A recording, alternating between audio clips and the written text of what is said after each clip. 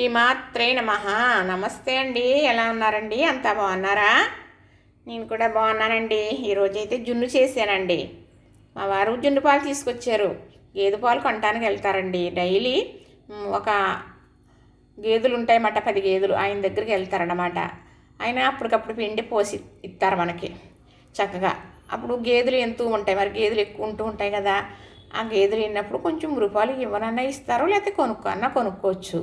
అయితే ఆయన ఇచ్చారండి 1/2 లీటరు. దాంట్లో సరిపడగా గేదె పాలు తెచ్చేస్తారు మా వారు.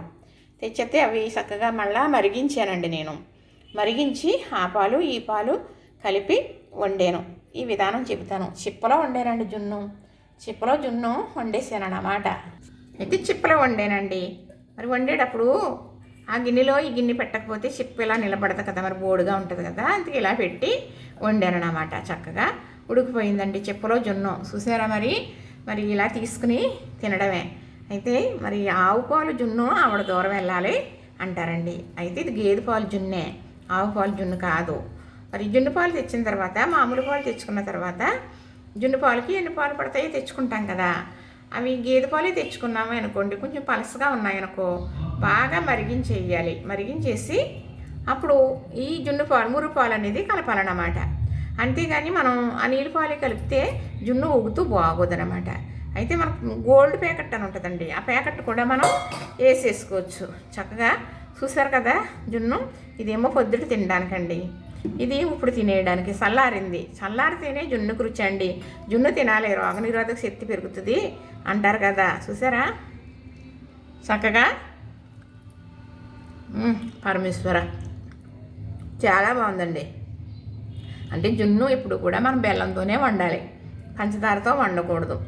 అలానే నేను జున్ను వండటం, జున్ను పాలు కలపటం, బెల్లం వేసి మరి చాలా వీడియోలు పెట్టాను. సరే, ఇన్ని మాటలో పెట్టాను. జున్ను గుడ్డ కూడా చేశానండి.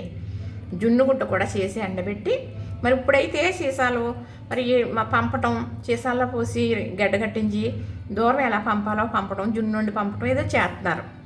మరి పూర్వం అంతకన్నా అలాగా పంపేవారంటండి. ఎలాగనుకుంటున్నారు?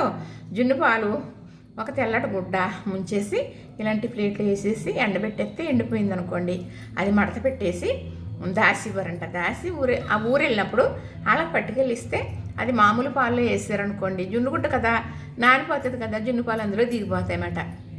మామూలుగా ఇలా జున్ను వండేసుకుంటారంట. ఇప్పుడు జున్ను అమ్మటానికి కూడా దొరికేస్తుంది కదండి, కొనేసుకుంటున్నారు కదా. చక్కగా జున్ను అయితే చాలా బాగుందండి. అంటే ఇంకా గట్టిగా ఉండాలి పాలు, కొంచెం గట్టిగా లేవండి, చిక్కటి పాలు కాదు.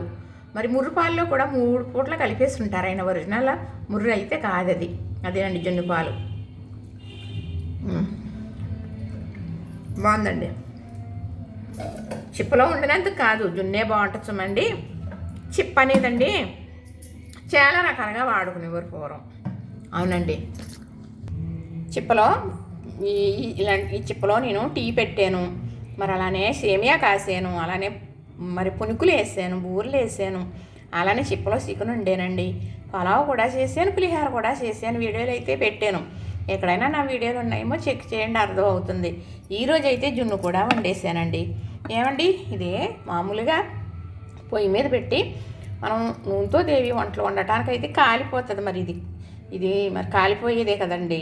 అదే కనుక వాటర్ వేసి ఉడికించేది, అన్నం వండినా, మనం బిర్యానీ ఇలా చేసిన, కూరలా చేసినా చెప్పేమీ కాలదండి.